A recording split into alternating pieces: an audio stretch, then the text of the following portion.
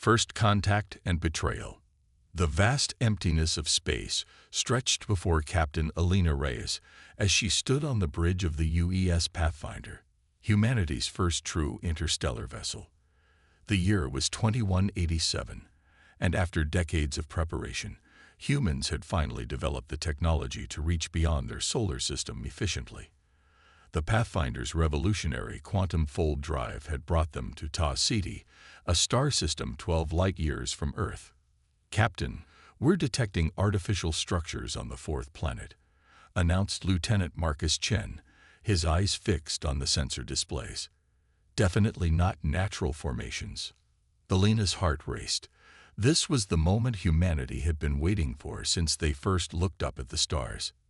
"Put it on screen," she ordered, her voice steady despite her excitement. The main view screen displayed an azure world with scattered continents. As they zoomed in, the structures became clear, gleaming spires that seemed to be made of crystal or some similar material, connected by delicate bridges that sparkled in the alien sunlight. "No signs of weapons or defensive systems," reported Security Chief Imani Washington. "But they've definitely noticed us. We're being scanned." Alina straightened her uniform. "Open a channel. Broadcast our first contact package on all frequencies." For tense minutes, the crew waited. Then, the communications array chimed. "Captain, we're receiving a response." Communications Officer Amir Khan's voice was filled with wonder. It's translating our language patterns already." The view screen flickered, and an alien face appeared. The being had iridescent blue-green skin that seemed to shimmer with an inner light. 4 large, expressive eyes blinked independently, and tendrils that resembled hair waved gently around an otherwise humanoid face. "Greetings, travelers from Earth," the alien spoke, their voice melodious and warm. "I am Ambassador Vila of the Trezari Conclave. We welcome you to our world, Lumanus." Over the following weeks, humanity learned about their new galactic neighbors. The Trezari were a peaceful species that had mastered biotechnology and ecological engineering. Their cities were living organisms, growing and adapting to their needs. They had been watching Earth's transmissions for decades, learning human languages and customs, waiting for the day humans would reach the stars. "Your species reminds us of ourselves in our earlier days," Vila explained to Alina during a diplomatic dinner in the Trezari capital city. The food was exotic but delicious, engineered to be compatible with human biology. "Curious, innovative, determined. We believe we can learn much from each other." "We feel the same way," Alina replied, genuinely moved by the Trezari's openness. "Earth's Council has authorized me to propose a formal alliance between our worlds." Vila's tendrils rippled with what Alina had learned was happiness.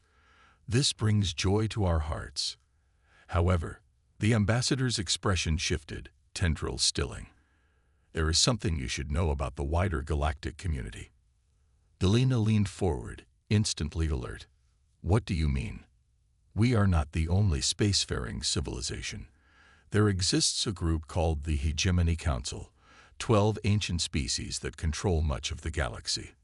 They do not always welcome new civilizations into the cosmic community."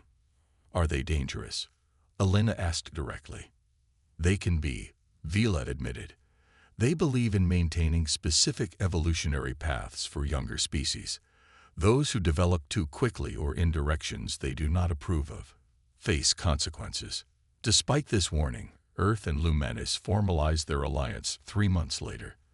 The Trezari shared their biotechnology, which revolutionized Earth's medicine and agriculture. Humans offered their advances in physics and digital technology, which the Trezari had never fully explored. Unknown to both species, representatives of the HFY Council were observing their growing relationship with increasing alarm. "The humans are developing too rapidly," stated Exor Vash, the hegemony's senior arbiter, his chidness exoskeleton clicking as he moved. "And the Trezari are accelerating their progress by sharing forbidden technologies."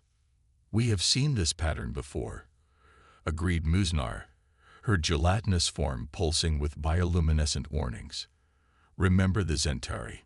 They advanced from planetary to interstellar travel in less than 2 centuries. Within another century, they challenged our authority in the Orion Spur, and now they exist only in our historical archives. Finished, Xor Vash coldly. The humans show even greater potential for disruption. Their adaptability and aggression, combined with Trezori biotechnology. The risk is unacceptable. The decision was made unanimously. The Trezori would be eliminated as a warning to humanity, and Earth would be quarantined until they proved sufficiently compliant with hegemony directives. 6 months after the alliance was formed, Commander Ryan Drake of Earth's newly established Stellar Defense Force received an urgent transmission from Luminous. The message was fragmented, distorted. Earth attacked. Massive ships, releasing something into atmosphere. People dying. Everywhere. Help us. The transmission cut off abruptly. Ryan immediately contacted Earth Command, but before any response could be organized, more reports flooded in from joint human Trezori research stations and colonies. All reported the same thing. Massive crystalline ships appearing without warning, releasing a silvery mist into the atmosphere that killed Trezori within minutes but left humans unharmed. Dr. Sofia Mendez, head of xenobiology at the Joint Research Station in the Alpha Centauri system, managed to analyze the substance before the station itself was attacked. "It's a tailored pathogen," she reported, her face ashen on the emergency channel, "designed specifically to target Trezori cellular structures. This isn't random. It's engineered genocide." Across all Trezori worlds, the same scene played out.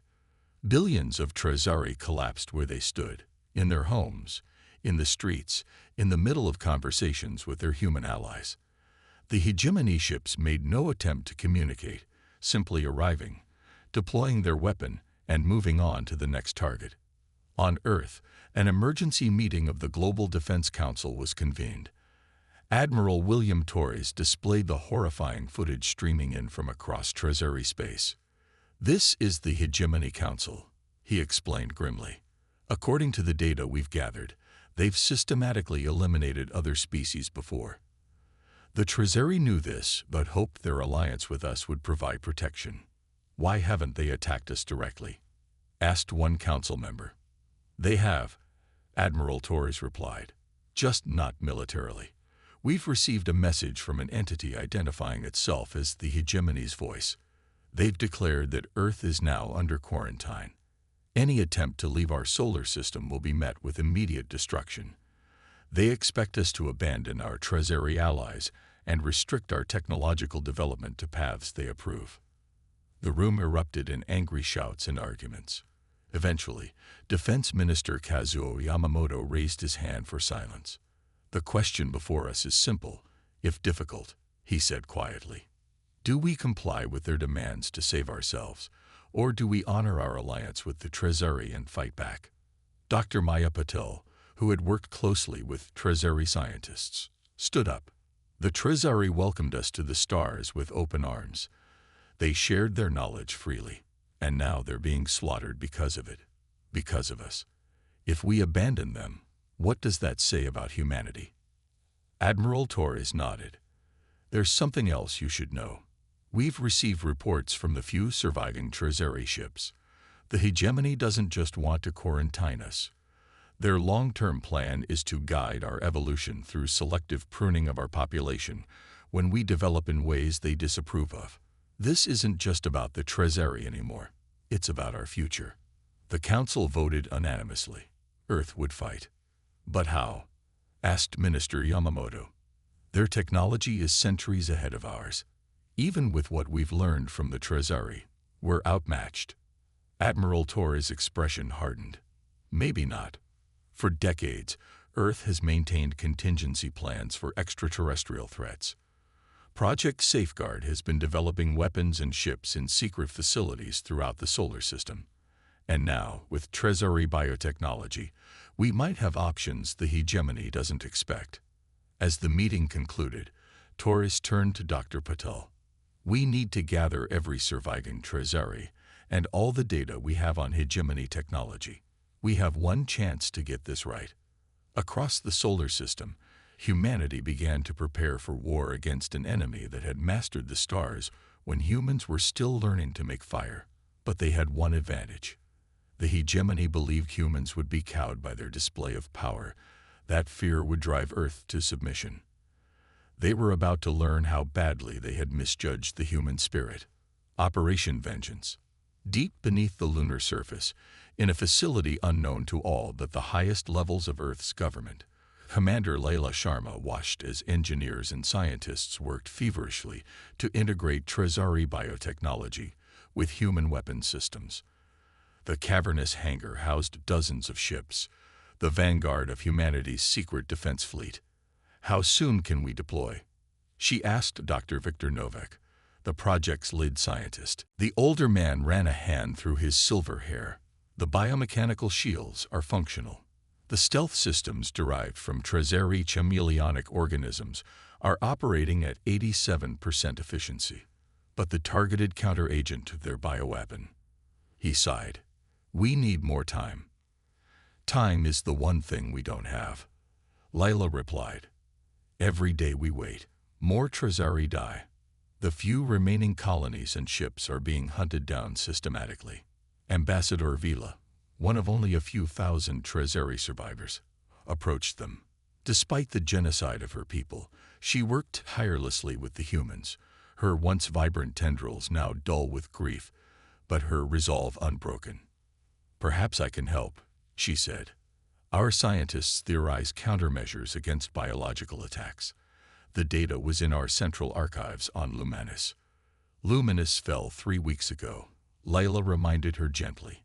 "Yes, but our archives were living entities, connected to a neural network that spanned our worlds. If even one node survives..." Vila's tendrils quivered with hope. "We need to find a survivor with the right neural implants." The search began immediately.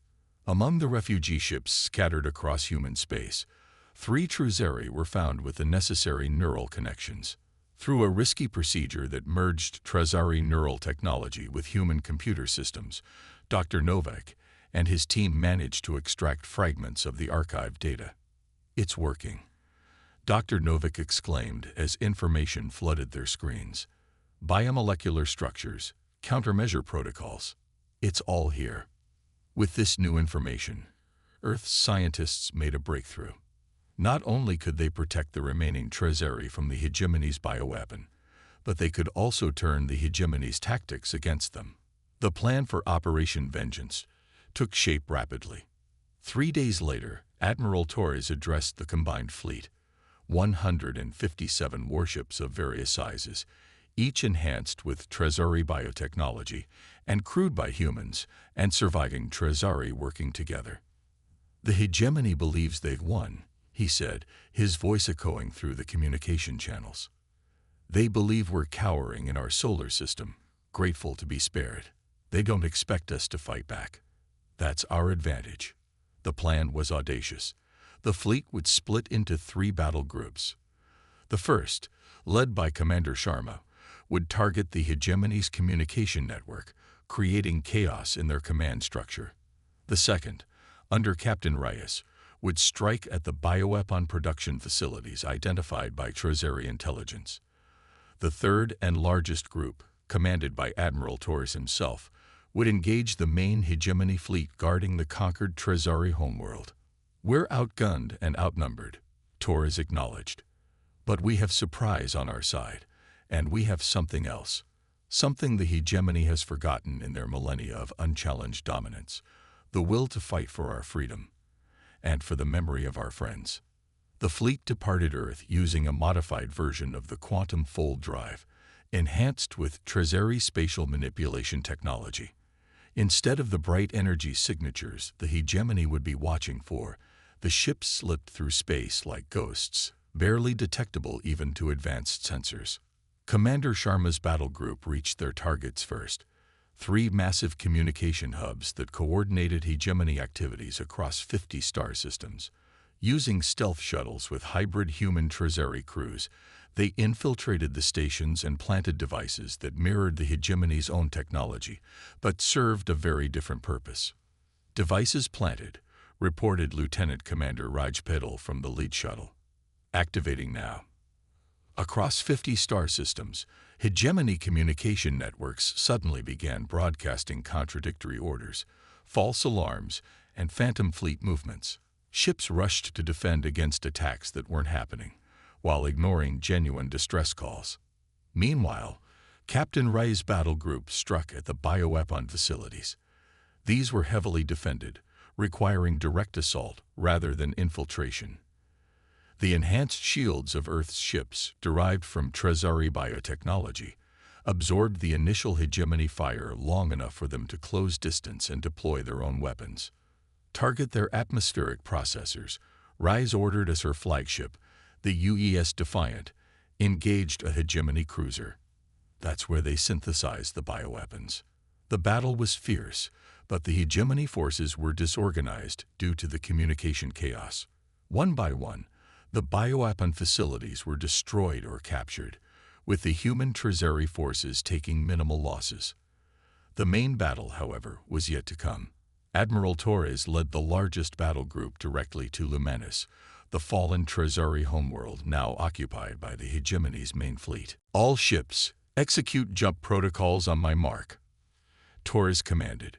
"Remember, we need to hold them long enough for the restoration teams to deploy."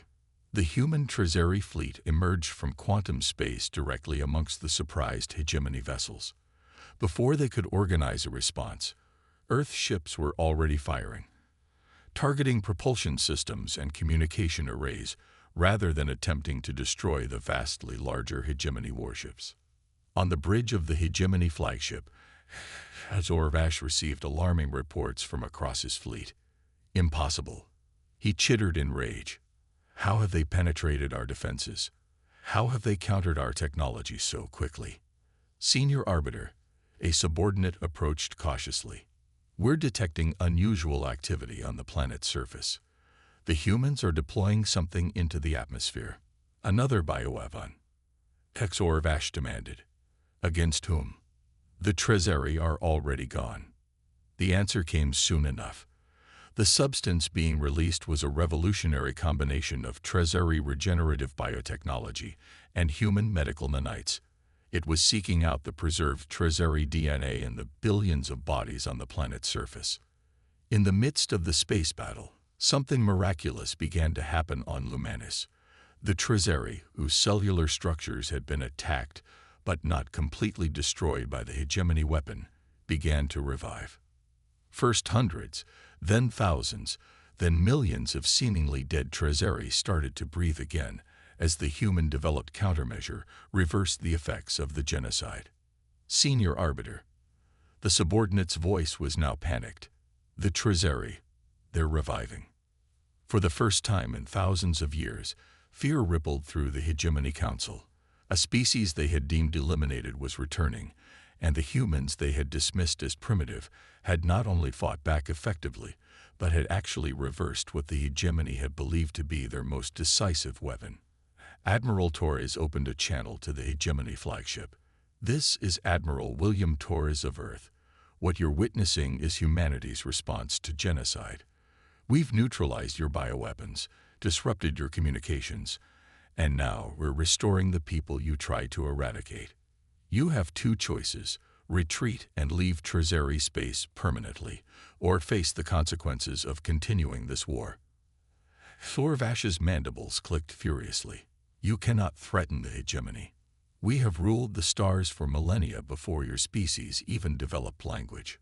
"Perhaps that's the problem," Torres replied calmly. "You've forgotten what it means to fight for your existence. We haven't, and neither have the other species you've oppressed. Check your long-range sensors." Arriving at the edges of the system were ships of various designs and origins, representatives of species that had been forced into submission by the hegemony over the centuries, inspired by humanity's defiance to finally stand against their oppressors. The battle above Lumanis became the turning point in what would later be called the Liberation War. The hegemony, facing coordinated resistance for the first time in millennia, eventually retreated from Trezari space. The cost was high.